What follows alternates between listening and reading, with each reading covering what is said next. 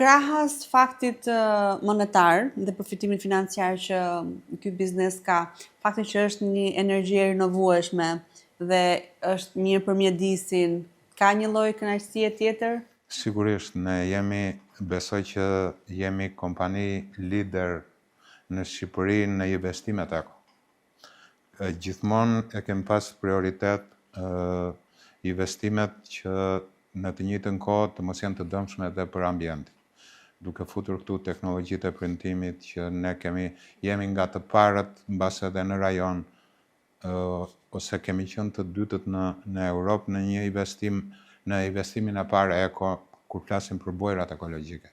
Kështu që ne jemi shumë të orientuar drejt zhvillimit.